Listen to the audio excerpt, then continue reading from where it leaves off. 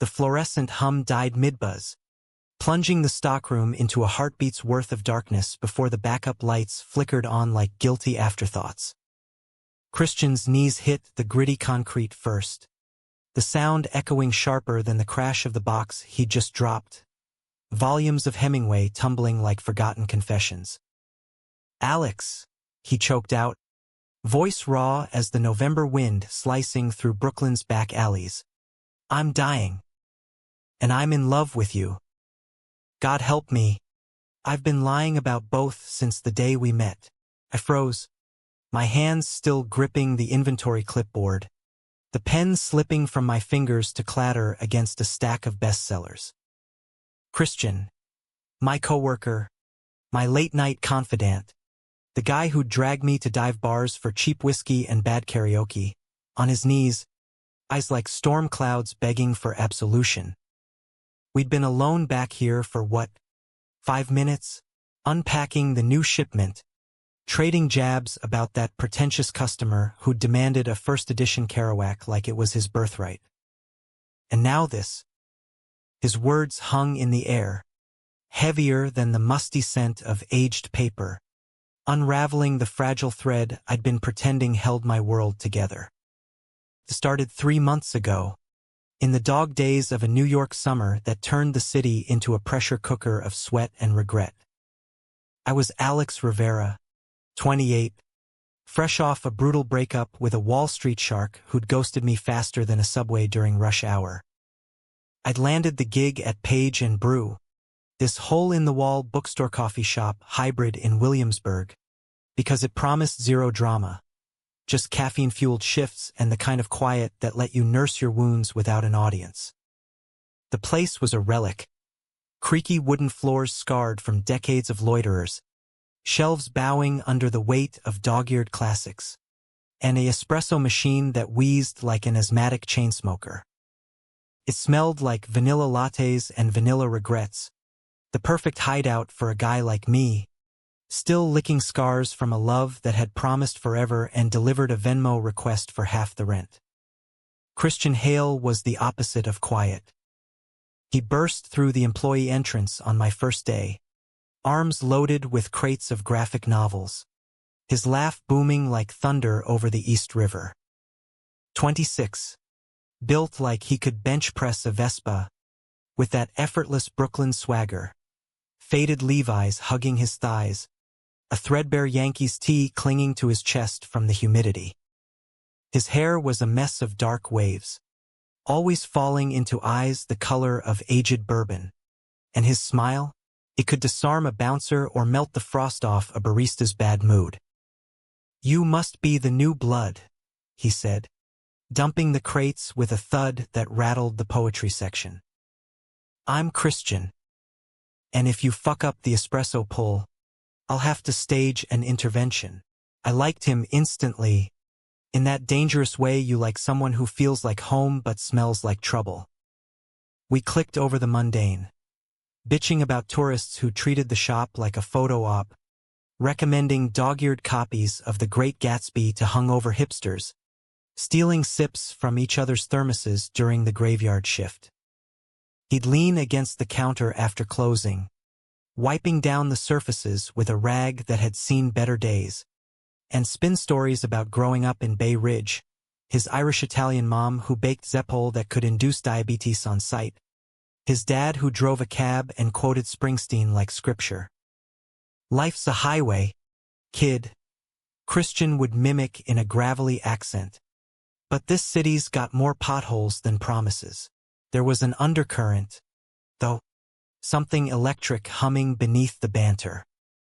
I'd catch him watching me when he thought I wasn't looking, those bourbon eyes tracing the line of my jaw as I frothed milk, or lingering on the tattoo peeking from my sleeve, a faded anchor from my Navy days that I'd gotten during a shore leave in San Diego. I'd dated guys before, sure, stolen kisses in college dorms, a fumbling hookup in a Philly motel, but nothing that stuck. Christian felt different. He was the first person in years who'd made me laugh until my sides ached, who'd text me at 2 a.m. with a meme about existential dread and follow it up with, "You up? Need a wingman for this insomnia." We'd end up at some 24-hour diner on Knickerbocker, splitting a plate of disco fries, our knees brushing under the Formica table like it was accidental. One night, after a particularly brutal double shift, rain lashing the windows like it had a personal grudge, we ducked into the stockroom to inventory a bottle of bourbon he'd smuggled in his backpack. The air was thick with the scent of wet cardboard and possibility. We passed the bottle back and forth, the burn chasing away the chill, until he set it down and stepped too close. "Alex," he murmured, his breath warm against my ear. "You ever feel like you're drowning in plain sight?" His hand found mine, fingers lacing like they belonged there, and then his lips were on mine, soft at first, tentative, then hungry, like he'd been starving for this longer than either of us admitted. That kiss ignited everything. We tumbled into a rhythm that felt as natural as breathing. Stolen moments in the stockroom. His back against the shelves as I traced the freckles across his collarbone. Lazy Sundays tangled in my Astoria walk-up, sunlight filtering through blinds that never quite closed right, his head on my chest as we binge-watched The Wire reruns. He was all heat and heart, whispering poetry in my ear during slow shifts. "I carry your heart with me," he'd quote Cummings, voice husky, surprising me with tickets to a Mets game where we'd scream ourselves hoarse from the cheap seats. For the first time since my ex had torched my trust, I let myself believe in something real. Christian wasn't just a fling. He was the anchor I'd been missing, the guy who'd make me playlists of indie folk that sounded like autumn leaves crunching underfoot. But cracks started showing, hairline fractures I dismissed as city stress. He'd flinch at sudden touches sometimes, like my hand on his waist during a hug, or go quiet when I'd mention family, mine, scattered across Jersey, his a mystery beyond the Zeppole tales. "Rough childhood," he'd say with a shrug, deflecting like a pro. And then there were the late nights he'd vanish for, phone on silent, returning with shadows under his eyes and excuses about helping a buddy move. I'd nod, swallow the unease, because when he smiled at me, really smiled, it erased the doubts. Love does that, doesn't it? Blinds you with its own light. We were 3 weeks into whatever this was, bliss wrapped in brown paper packages, when Gabriel entered the frame. It was a Thursday, the kind of gray-skied afternoon where the Hudson looked like molten lead. The shop was dead, save for a cluster of college kids nursing overpriced matcha. Christian was behind the register, humming some Bruce tune under his breath, when the bell above the door jingled like a warning shot. In walked Gabriel Voss, tall, lean as a switchblade, with cheekbones sharp enough to cut glass and hair cropped military short, blonde as a California sunset. He moved like he owned the room, leather jacket slung over one shoulder, eyes scanning the space until they locked on Christian. "Chrissy," he drawled, voice smooth as aged scotch, laced with that faint Midwestern twang. "Ohio, maybe, or Michigan. Fancy finding you slinging lattes in this hipster mausoleum." Christian's face drained of color, the easy grin vanishing like smoke. He gripped the counter edge, knuckles whitening. "Gabe, what the hell are you doing here?" I was restocking the front display, half hidden by a pyramid of normal people hardcovers. But I saw it all. The way Gabriel's gaze flicked over Christian like he was appraising a prize, the tension coiling in the air thicker than the fog rolling off the East River. Gabriel sauntered up, ignoring the line forming behind him, and clapped a hand on Christian's shoulder. "Heard you were playing house in the Big Apple. Thought I'd drop by, see if the prodigal son's finally grown up." His eyes slid to me then, praising, and something in his smirk made my stomach twist. "Who's the sidekick?" Christian shrugged him off, voice low and edged. "Alex is my colleague." "What do you want?" Gabriel leaned in, murmuring something that made Christian's jaw clench, and just like that, the past crashed into our present like a subway derailment. I didn't know it yet, but Gabriel wasn't just an old friend. He was the ghost Christian had buried, the betrayal waiting to unearth itself, and the secret that would drag us all under. That night, after closing, Christian was a wreck, pacing the stockroom like a caged wolf, chain-smoking out the back door despite the no-smoking sign. I cornered him by the loading dock, the city lights twinkling like distant fires across the water. "Who was that guy?" I asked, keeping my tone light, but my heart hammered like a bass drum. He stubbed out the cigarette, grinding it under his boot, and for a second, I thought he'd bolt. Instead, he pulled me close, burying his face in my neck, inhaling like I was oxygen. "No one," he lied, the word tasting like ash. "Just baggage from back home." We made love right there, against the brick wall, urgent and desperate, his hands mapping my body like he was memorizing it for a journey he knew he wouldn't return from. But even as he whispered my name like a prayer, I felt the lie settling between us, a third presence in the dark. Gabriel had cracked the door to Christian's secrets, and now they were spilling out, one jagged piece at a time. The days blurred into a tense rhythm after Gabriel's ambush, like the city itself was holding its breath. Paige and Brew became our fragile fortress. Mornings spent grinding beans and trading forced smiles, afternoons dodging the elephant in the room while restocking the LGBTQ plus shelf with titles that hit too close to home. Call Me by Your Name, less stories of love tangled in loss. Christian threw himself into work, his laugh a little louder, his touches a little clingier, as if volume could drown out the undercurrent. I catch him staring out the window at the passing L train, eyes distant, and when I'd slide up behind him, wrapping my arms around his waist, he'd lean back but not melt. "Penny for your thoughts?" I'd murmur, nuzzling his ear. "Worthless ones," he'd quip, but his voice cracked on the edges. Gabriel didn't vanish. Oh no, he lingered like a bad hangover, popping in unannounced with that predator's grin, always when the shop was slow enough for his barbs to echo. "Brought you a peace offering, Chrissy," he'd say, sliding a six-pack of Yangling across the counter, beer from their shared Pennsylvania roots, back when life was simpler, or so his stories implied. Christian would accept it grudgingly, stashing it in the mini-fridge like contraband, but I'd see the flicker in his eyes, nostalgia laced with poison. One evening, as I wiped down tables, I overheard them in the alley, Gabriel's voice low and coaxing.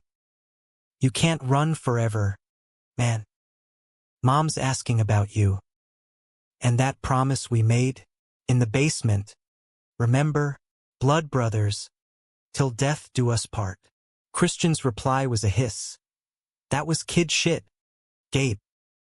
Leave it buried." I pressed him later, over greasy slices at Luigi's down the block, the neon sign buzzing like my nerves. "Blood brothers? What's the story with this guy?" Christian toyed with his crust, folding it into origami anxiety, before sighing. "We grew up together in Erie, lakeside nowhere, Rust Belt dreams dying on the vine. Gabe's family had the only pool in the neighborhood. Mine had the screaming matches. He pulled me out of my shell, taught me how to sneak smokes and hotwire his old Chevy. We were inseparable, thick as thieves." His eyes softened, then hardened. "Until we weren't." He didn't elaborate, changing the subject to the Met's latest implosion. But the seed was planted.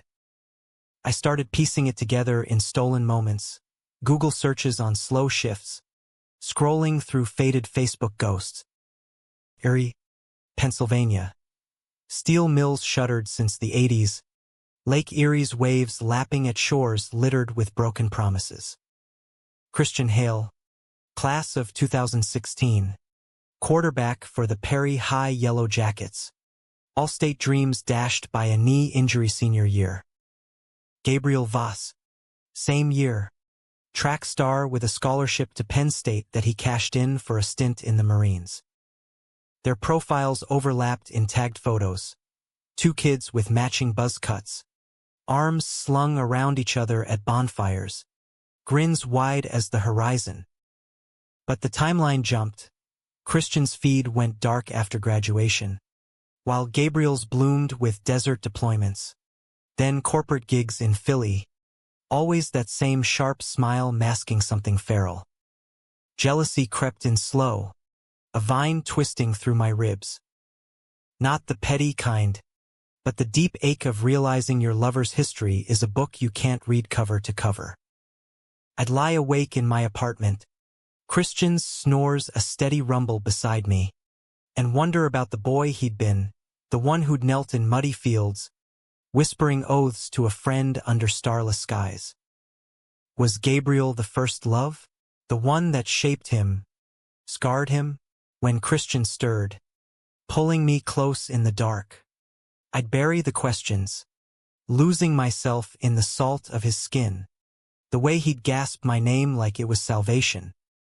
Our nights were fever dreams, bodies slick with sweat, the headboard thumping against thin walls as neighbors banged on the plaster with broom handles. "You're mine," he'd growl, pinning my wrists above my head, eyes fierce with possession. And I'd believe it, because in those moments, the world narrowed to us, two souls colliding in the chaos of Brooklyn. But secrets have a way of fermenting, turning sweet into sour. It bubbled over on a crisp October Friday, the leaves outside the shop turning the streets into a watercolor of rust and gold. I just clocked out early, heading to surprise Christian at his shift's end with tickets to Hamilton. A splurge, but his face lit up like Christmas when I mentioned it that morning. As I rounded the corner to the alley, laughter spilled out, his low and genuine, mingled with Gabriel's baritone. I froze in the shadows, heart jackhammering. They were leaning against the dumpster, shoulders brushing, a shared cigarette passing between fingers. Gabriel's hand rested on Christian's arm, casual but loaded, thumb tracing a vein like he had the right. "You look good, Chrissy," Gabriel said, voice dropping to that intimate timbre. "Happier than when you bailed on everything. But I see it the way you flinch. Still carrying that weight." Christian exhaled smoke, staring at the ground. "What do you want, Gabe? Really?" A pause, heavy as fog. "You. The way it was before you ran scared. Before you let him." A jerk of his head toward the street, meaning me. "Pretend he knows you." Christian pulled away, but not fast enough. Gabriel closed the gap, cupping his jaw, tilting it up. "We were kids playing house with our dicks. But it was real. Tell me it wasn't." And then he kissed him. Not soft, not tentative, but claiming, like reclaiming stolen territory. Christian stiffened, hands fisting in Gabriel's jacket, but he didn't push. For 3 agonizing seconds, he didn't push. Then he shoved, hard, stumbling back against the wall. "Fuck you," he spat, wiping his mouth like it burned. "That ship sunk. Go back to Philly." I slipped away before they saw me, the tickets crumpling in my fist, nausea rising like bile. Back in my apartment, I paced the living room, the city symphony outside, horns blaring, sirens wailing, a mocking soundtrack to my unraveling. Betrayal isn't always a knife. Sometimes it's a glimpse through a cracked door, seeing the shape of what you feared. When Christian showed up hours later, reeking of alley smoke and guilt, I was on the couch, a half-empty bottle of Jameson my only company. "Rough night?" I asked, voice steady as I could manage. He nodded, collapsing beside me, head in my lap. "Gabe's stirring shit. Old wounds." I stroked his hair, fingers tangling in the waves, and whispered, "Tell me everything, or we're done." He sat up, I searching mine, and for the first time, the dam cracked. "Okay," he breathed. "But it's ugly, Alex. Real ugly." What poured out was a confessional in fragments. The summer after high school, when Erie sweltered and boredom bred boldness. Two best friends, both grappling with the itch they couldn't name. Stolen glances in locker rooms, wrestling matches that lingered too long. Started innocent. Beers by the lake, confessions under the pier about crushes that didn't fit. Then one night, rain hammering the roof of Gabriel's basement, hands fumbling in the dark, lips crashing in a revelation that tasted like freedom and fear. "We called it experimenting," Christian said, voice hollow. "But it was love, twisted and terrified." He was out and proud by junior year. I was the closet case praying for normal. They'd promised forever. Tattoos inked in a strip mall parlor. A shared apartment dream after graduation.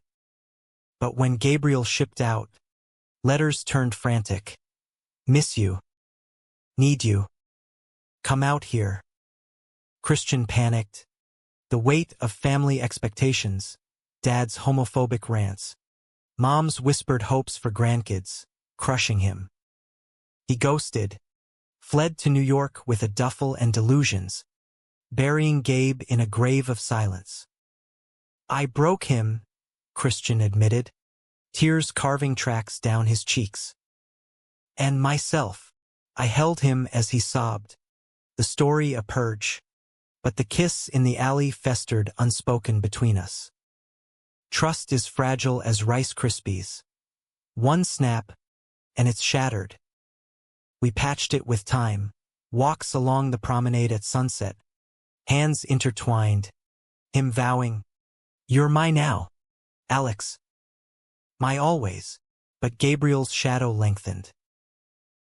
He started showing up at the shop with errands, lingering after hours to catch up.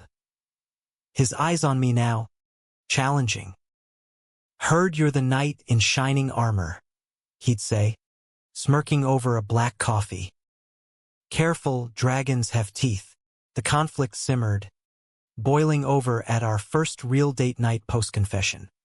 A hole-in-the-wall Italian joint in Little Italy, candlelight flickering on Chianti bottles. Christian was magnetic, clean-shaven, button-down hugging his frame, eyes sparkling as he recounted a botched poetry reading from his undergrad days at NYU.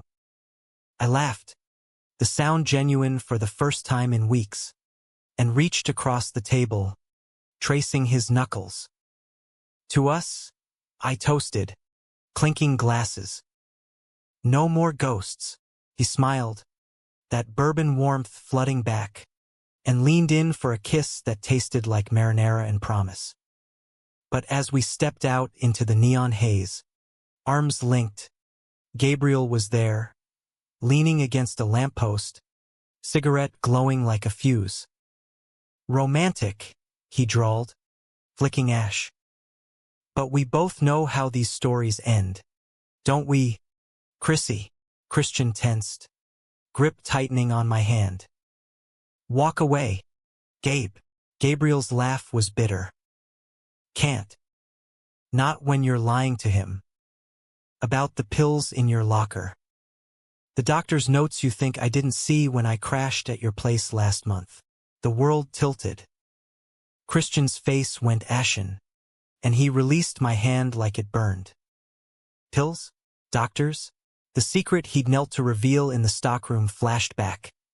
Not the full truth, just the tip of the iceberg. Gabriel smirked, stepping closer.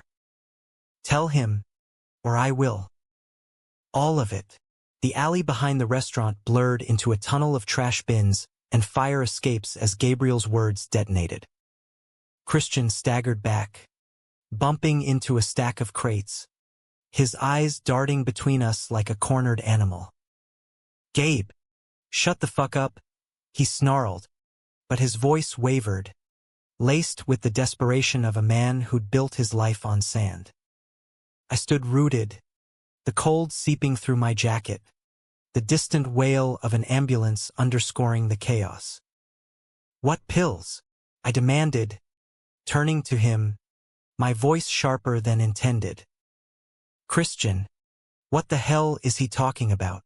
Gabriel crossed his arms, the picture of smug revelation, his leather jacket creaking like old bones.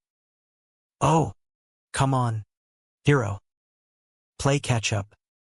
Your boy's been popping oxys like candy since he got to the city, chasing the high to outrun his demons. And the docs? Yeah, he's got a chart longer than a Tolstoy novel. Chronic shit, from that knee injury. Pain that won't quit. Nerves fried like overcooked pasta." He spat the words with relish, each one a barb sinking deeper. Christian lunged, fist connecting with Gabriel's jaw in a sickening crack that echoed off the bricks. "You son of a bitch, that's not." Gabriel reeled but recovered, wiping blood from his lip with a grin that didn't reach his eyes. "Not what? The truth? You think hiding it makes you whole? I came here to save you, Chrissy. From this," he waved at me dismissively, "from pretending you're fixed. We had a deal. You bailed once, don't make me bury you twice." I grabbed Christian's arm, pulling him back before fists flew again, my mind reeling like a bad acid trip. Pills. Pain. The late nights. The flinches. The way he'd wince after lifting boxes at the shop. It all slotted into place. A puzzle I'd ignored because love is the ultimate blindfold. "Is it true?" I whispered, searching his face, the candlelit glow from the restaurant casting him in harsh relief. He deflated, shoulders slumping under the weight, and nodded once, eyes squeezing shut. "Yeah, it's true. But it's not what you think." Gabriel snorted, lighting another smoke. "Bullshit. Tell him about the ER trips, the blackouts. How you called me at 3 a.m. last month, sobbing because the pain hit like a freight train and you couldn't face it alone." He turned to me, eyes gleaming with false pity. "He uses people, Alex. Always has. I'm just the one who knows the score." The betrayal hit then, dual-edged. Christian's omissions slicing one side, Gabriel's weaponized help the other. This wasn't just an ex airing grievances. It was a siege, Gabriel positioning himself as the white knight in tarnished armor, dragging skeletons into the light to reclaim what he'd lost. Christian shoved past him, storming down the alley toward the street, and I followed, the argument exploding in our wake like fireworks gone wrong. "Why didn't you tell me?" I yelled, matching his stride, the heels of my boots clicking furious on the pavement. "The oxys, the doctors, Jesus, Christian, I'm not some fragile flower. I could have been there," he whirled, face contorted in anguish under the sodium lamps.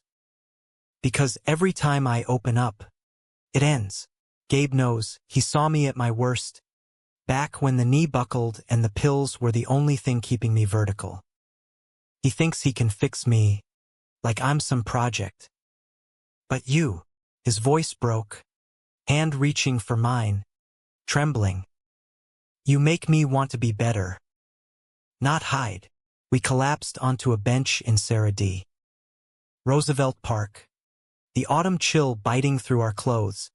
Joggers and dog walkers blurring past like extras in our drama. He spilled it all then. The floodgates shattered. The injury senior year. A torn ACL that ended his football scholarship and ignited a spiral, physical therapy that felt like torture. Pain that radiated like wildfire up his leg. The docs prescribed opioids at 18. A gateway disguised as relief. Erie had nothing, no jobs, no future. I came to New York chasing reinvention, but the bottle followed. Oxy, then whatever I could score. Blackouts in Alphabet City dives. Waking up with strangers and regrets. His hand found his knee, massaging absent-mindedly. Neuropathy now, nerve damage.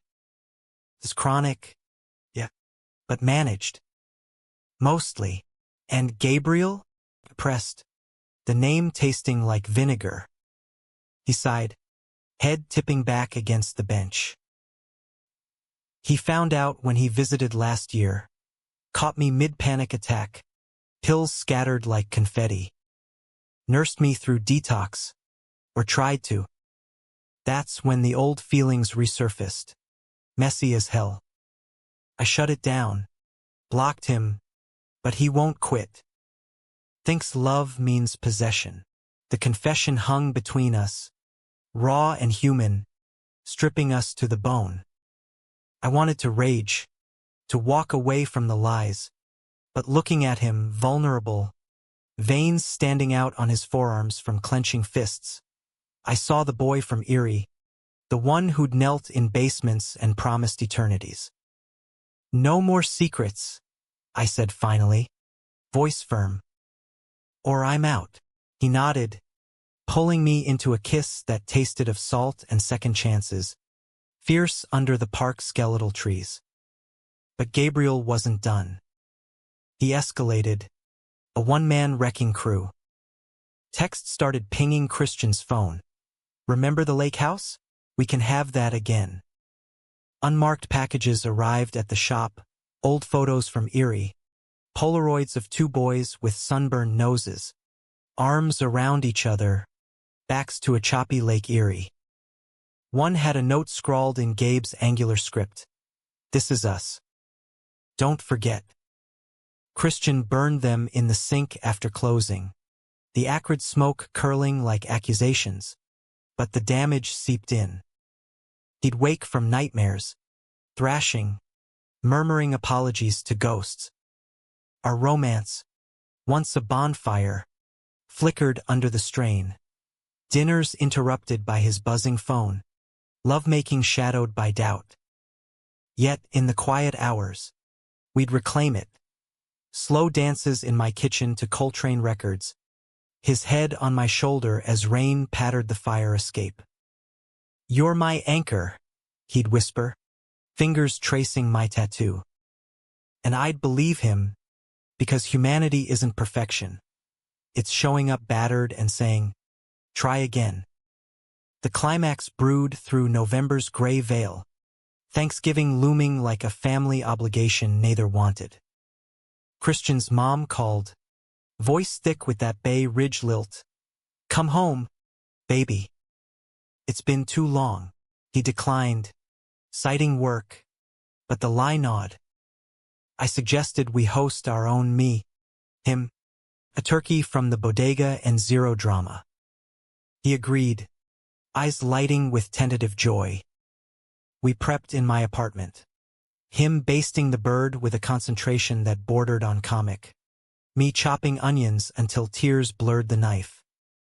To new traditions, we toasted with cheap Merlot, glasses clinking as oven heat warmed the chill. The doorbell rang mid-carve, an intrusion sharp as shattered crystal. Christian wiped his hands on a dish towel, frowning. Expected, I shook my head. He opened the door, and there stood Gabriel, duffel in hand, cheeks flushed from the cold, eyes red-rimmed. Surprise, he said, voice cracking. Mom sent me. Said you wouldn't come home, so I'm bringing it to you. Behind him, the hallway filled with his shadow. A woman in a wool coat, silver-streaked hair bundled in a scarf, carrying a foil-wrapped Zeppole tray. Christian's mom, Margaret Hale, fierce eyes softening at the sight of her boy. Chaos erupted soft and seismic. Margaret breathed in, air-kissing cheeks, oblivious to the tension crackling like static. Alex, right? Christian's told me all about you. Sounds like a keeper. Gabriel hovered, unpacking Tupperware of eggplant parm, his gaze locking on Christian's like a heat-seeking missile. Over pie, the stories flowed. Eerie's steel ghosts, holiday mishaps, the time Gabe and Christian borrowed the neighbor's canoe and ended up adrift till dawn. Laughter bubbled, forced at first, then genuine, the room warming with shared history. But under the table, Gabriel's foot brushed Christian's calf. Deliberate, a claim staked in secret. I saw Christian's flinch, the way his fork paused midair. Later, as Margaret dozed on the couch to a Miracle on 34th Street rerun, Gabriel cornered him in the kitchen. I lingered in the doorway, heart pounding. This is it. Chrissy, Gabe murmured, voice low. Family. Tell him to go, and we fix what's broken. Christian's back was to me, rigid. You're poison, Gabe. Always were. The shout woke Margaret, drawing us all into confrontation. She pieced it together, the old love, the running, the pills with a mother's intuition, her face crumpling. My boys, she whispered, hand to her mouth. Gabriel broke first, tears streaming. I love him, Mrs. Always have. He needs me. Christian whirled on him, voice thunder. I needed a friend, not a warden. You outed me to Dad that summer. Told him about the basement to help. It destroyed us. The revelation landed like a gut punch. Margaret gasped, hand flying to her chest. Gabriel paled. I thought I was scared you'd kill yourself with the hiding. It was mercy. Christian laughed, bitter. Mercy? You betrayed me for absolution. And now you're doing it to Alex. He turned to me, eyes pleading. I choose him. Get out, Gabe. For good. Gabriel left in the night, duffel slung over his shoulder, the door clicking shut like final punctuation. Margaret stayed, hugging us both, her Zeppole a peace offering. Love's messy, boys. But it's worth the fight. As she departed the next morning, train ticket in hand, she squeezed Christian's chin. Be brave, mio figlio. For once, the air cleared, but scars lingered. Gabriel's text ceased, a radio silence that echoed louder than screams. Christian started therapy, real this time, trading pills for talk. His knee braced but his spirit unbowed. Our love deepened, forged in fire. Quiet mornings with coffee and crosswords. Nights where vulnerability was the only script. Thank you, he murmured one dawn, fingers laced with mine as sunlight gilded the sheets. For seeing me, yet doubt whispered. Was betrayal's echo ever truly gone? In the stockroom weeks later, unpacking holiday stock, Christian knelt again, not in despair, but to retrieve a fallen ornament. Our eyes met, and he smiled, that old warmth blooming. No more secrets, he promised. I pulled him up, kissing him slow, the shop's hum our heartbeat. But deep down, I wondered if the past ever really releases its grip. Winter clamped down on New York like a vice, the kind that squeezes the city into submission. Sidewalks slick with black ice, breaths clouding in the air like unspoken fears. December brought a fragile peace to Page and Brew. Twinkling lights strung across the rafters, the scent of gingerbread lattes warring with pine from the corner tree we'd half-assed decorated with paperback spines and coffee stirs. Christian thrived in the glow, his laugh echoing freer now, the therapy sessions carving space for light. He'd come home from appointments buoyant, sprawling on my couch with takeout lo mein, dissecting dreams like they were plot twists. Doc says forgiveness starts inward, he'd say, chopsticks waving like batons. So I'm trying for Gabe. For me. I nodded, but the name still twisted like a knife in butter. Gabriel had vanished into the ether. No digital footprints. No alleyway apparitions. Part of me mourned the what if, the brother-in-arms he could have been, untainted by obsession. But mostly, I guarded our bubble. Date nights at the Joyce Theater. His hand warm in mine during a Rent revival that had us tearing up at Seasons of Love. We'd sing along off-key on the walk home, steam rising from manhole covers like applause, stopping in doorways for kisses that fogged the glass. Sex was rediscovery, slow explorations in the flicker of votives. His body a map I charted 100 times but found new contours each dawn. I love you, he'd breathe against my throat, the words a vow etched in skin. Yet the humanistic heart of it all, the raw, American grit of rebuilding, unfolded in the small acts. Christian volunteered at a queer youth center in Bushwick, facilitating workshops on coming out, his voice steady as he shared sanitized slices of his story. The basement boy, the runaway, the man who'd learned love isn't a zero-sum game. I tag along sometimes, lurking in the back with coffee, watching him command the room, kids with piercings and pronouns pinned to backpacks hanging on his every word. Betrayal doesn't define you, he'd say. I's finding mine across the circle. It's the getting up that does. Afterward, we'd grab falafel from a truck, grease dripping onto paper plates, and he'd lean into me, whispering, "Those kids? They're me. 10 years back." Makes it real. Christmas Eve shifted the axis. The shop closed early, snow dusting the streets like confectioner's sugar, and we hosted a ragtag orphans dinner, me, Christian, a couple baristas from the shop, and Margaret, who'd insisted on the train up with a suitcase of baked goods. The apartment hummed, A Charlie Brown Christmas on the TV, Ella enchanted, cork popping on Asti Spumante. Margaret cornered me by the sink, suds up to her elbows, drying a plate with maternal efficiency. "He's softer with you, Alex," she said, accent thickening with emotion. Like the boy I lost came home, I swallowed, throat tight. He lost a lot. Gabe, she waved it off. I sharp. Gabriel Voss was wildfire, beautiful, but he'd burn the house down. Christian needed steady, not sparks. You give him that. Her hug smelled of rosemary and resolve, a benediction that settled the last of my doubts.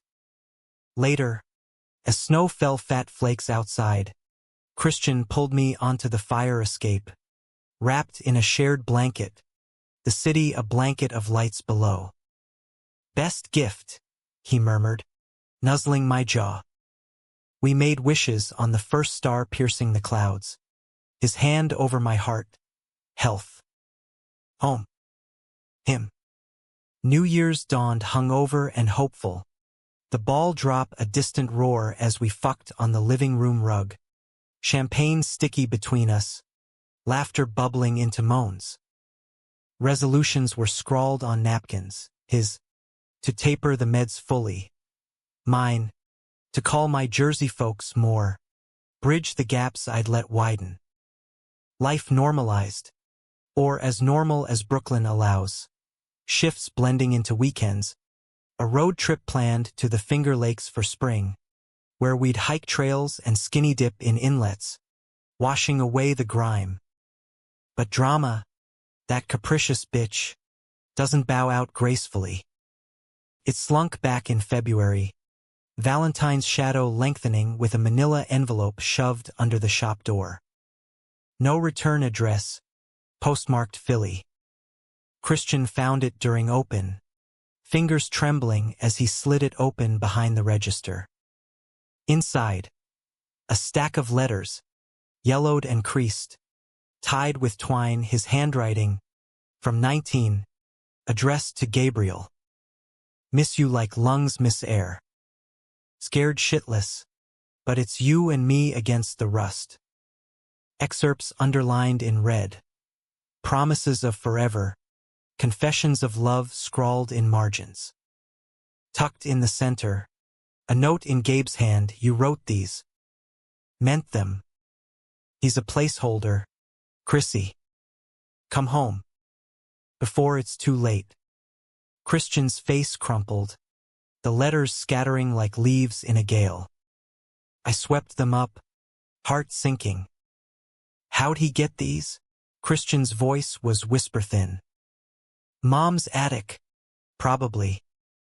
We hid stuff there as kids. The betrayal layered deeper, not just theft, but desecration. Gabe wielding memories like shrapnel. He holed up in the stockroom, door locked, the hum of the fluorescents his only company.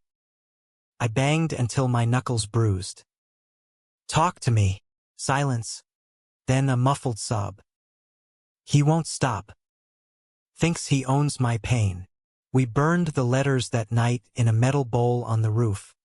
Flames devouring ink and intent. Ash swirling into the night sky like dark confetti. Fuck him, Christian said, voice stealing as the last page curled black. This is our story now. But the wound wept. Nights where he'd jolt awake, convinced Gabe was at the door. Days where his knee throbbed phantom pains. A psychosomatic echo. The climax crested mid-March. A thaw teasing the air with crocus blooms and possibility. Christian's therapy breakthrough came via a letter he wrote. Not to Gabe, but to himself. Read aloud in session. Forgiveness as release, not reconciliation. Emboldened, he reached out to his dad. A call that ended in tears but opened a crack. Proud of you, son. The old man grunted, voice gruff over static. We celebrated with rooftop beers, the skyline jagged and alive, his head on my shoulder as fairies horned in the distance. Gabriel's final strike was surgical, a scalpel to the jugular. It arrived as a voicemail on Christian's phone, left during a shift swap. Gabe's voice, slurred with bourbon and bravado. Saw your mom last week. Told her everything, the pills, the basement, how you ran because you couldn't face being queer in that town. She cried. Chrissy. Blames herself. But she gets it now, you need saving. I'm coming for you. One last time. The recording cut to static. But the damage bloomed immediate, Christian white-knuckling the counter. Breath shallow as a panic attack clawed up his throat. I called 911. The ambulance's wail cutting through afternoon traffic like judgment. At the ER, sterile white walls. Beeping monitors, docs dosed him with Ativan. The chemical calm a temporary truce. Margaret flew in again. Her presence a rock. Holding his hand as he retched up the fear. That boy's twisted. She fumed in the waiting room, pacing like a lioness. Always was. But your hailstock, tough as nails. I nodded, numb. The betrayal's full weight crashing, Gabe. Weaponizing family, love, pain in a bid for control. It wasn't romance. It was pathology, a Midwestern ghost haunting our urban dream. Christian stabilized by evening, discharged with scripts for talk therapy boosters and a no-contact order we'd file come morning. Back home, he curled into me, fragile as a bird. "I'm done running," he whispered. From him. From me. We made love gentle that night. Bodies aligning like puzzle pieces finally clicked, his tears salting our skin. Dawn brought resolve. A joint email to Gabe, cease all contact. Or legal follows. Sent from my laptop, his finger on the button with mine. The aftermath was cathartic. A shedding. Christian joined a chronic pain support group. Voices in a circle mirroring his own, vets with bad backs, dancers with ruined hips, sharing war stories over weak coffee. "Pain's a thief," one grizzled guy said, "but it don't get to rob your joy." He took it to heart, proposing we move in together. My Astoria shoebox traded for a Carroll Gardens 2-bedroom, sunlight pouring through bay windows, space for his books and my vinyls. Spring unfurled, cherry blossoms dusting McCarran Park like pink snow, our lives a tapestry rewoven. Betrayal's sting faded to ache. Then lesson. Love's not absence of conflict, but perseverance through it. Gabriel became apocrypha, a cautionary tale whispered in therapy rooms. We built altars to the now farmers' markets on Saturdays, elbows deep in crates of heirloom tomatoes, bonfires on Coney Island beaches, sparks rising to meet the stars. One evening, as fireflies danced over the boardwalk, Christian knelt again, not in the stockroom's grit, but on a blanket spread with wine and cheese, a ring glinting in his palm. Simple band, tungsten etched with waves. "Marry me?" he asked, voice steady, eyes clear. "In all the mess, you're my constant." Tears blurred my yes, the ocean roaring approval, the city lights winking like witnesses. Summer scorched in, the kind of heat that turns asphalt to tar and tempers to tinder, but our engagement was a cool draft amid the blaze.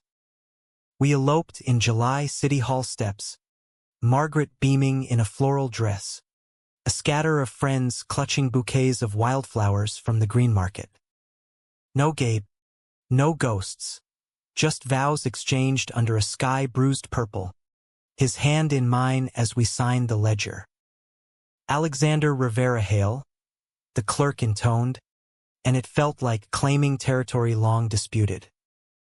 Reception was a backyard bash in Margaret's Bay Ridge brownstone, Zeppel Towers, a playlist of Springsteen and Hozier, dances under string lights where Christian twirled me till we collapsed laughing in the grass. Life post-vows was domestic poetry. Mornings tangled in sheets. His coffee black as my mood without him. Evenings on the stoop. Fireflies winking as we dissected the day's absurdities. A customer's rant over a bent bookmark. A street performer's fire-juggling fail. Page and Brew thrived too. The stockroom now a sanctuary of inside jokes. That corner shelf forever dubbed, "Kneel Here," where we'd steal kisses amid the chaos. Christian's knee held. Therapy a ritual as sacred as Mass. His taper complete, replaced by yoga and the steady rhythm of our shared breath. But humanism demands shadows, even in light. Doubts flickered mine. Late-night scrolls through old emails, wondering if Gabe's silence was surrender or storm brewing. Christian sensed it, pulling me close during thunderstorms that rattled the windows.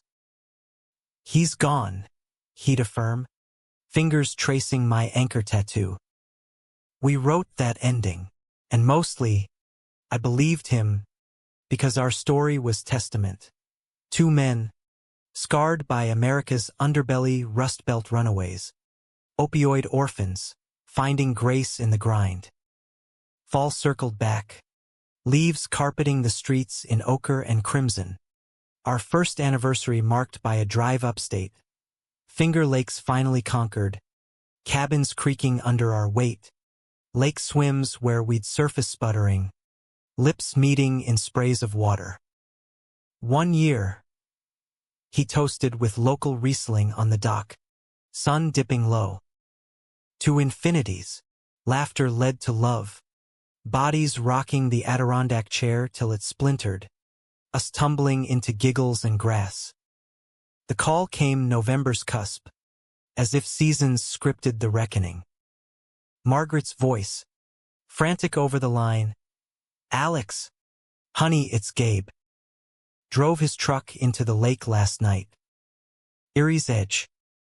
They pulled him out, but the butt hung, a void swallowing air. Christian took the phone, face draining to chalk. What? How? Details tumbled. A bender. Text to her confessing regret. Tell Chrissy I'm sorry. For everything. Then the plunge. Deliberate as drowning in denial. He survived. Barely comatose in a Buffalo ICU. Tubes snaking like accusations. We debated days. The ethical tangle knotting our guts. He tried to destroy us. I argued over cooling pasta. Fork stabbing noodles like enemies. Christian's eyes were haunted lakes. But he was family once. Broken.